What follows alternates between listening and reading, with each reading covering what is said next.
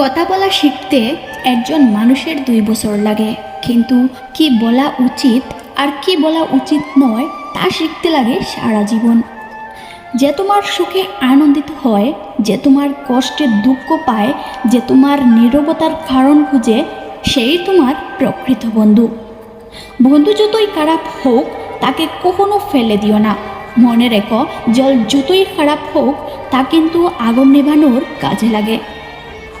জীবনকে এক লম্বা যাত্রাপথ মনে করে এগিয়ে যাও। তোমার উদ্দেশ্য ঠিক থাকলে একদিন সঠিক পথের সন্ধান পাবেই। যে তোমাকে ছেড়ে চলে যেতে চায় তাকে কখনো বলো না আমি তোমাকে ছাড়া বাঁচব না।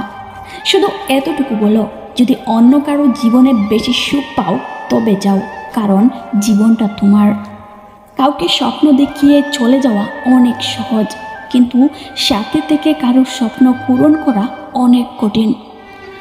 সমস্ত ঝড় আপনার জীবন নষ্ট করতে আসে না, কিছু কিছু আপনার পথ পরিষ্কার করতে আসে।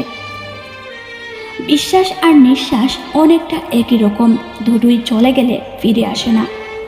হয়তো একটু দেরিতে বুঝেছি, কিন্তু ভালোভাবেই বুঝে গেছি এই পৃথিবীতে প্রয়োজন ছাড়া কেউ কথা বলে না, কেউ প্রিয়জন মনে করে না।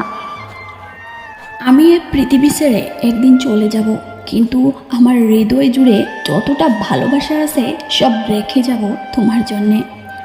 নিজের স্বার্থের জন্য অন্যের সাজানো স্বপ্নগুলো ভেঙ্গো না।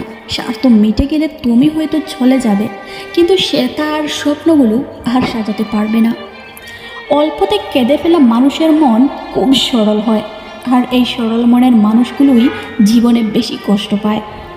মাঝে মাঝে মনে হয় একটু স্বার্থপর হওয়া দরকার, কারণ চারপাশে যে দিকেই থাকায় সব স্বার্থপর মানুষগুলোই বেশি সুখী, আর নিঃস্বার্থ মানুষগুলোর চোখে জল।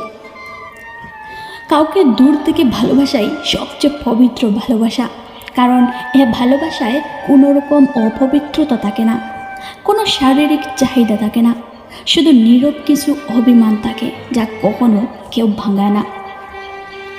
ভাগ্যের সাথে লড়াইটা আমার অনেক দিনের। ভাগ্য আমাকে জিততে দিচ্ছে না, আর আমি হারতে মোটেই রাজি নই। দেখা যাক শেষ পর্যন্ত কি হয়।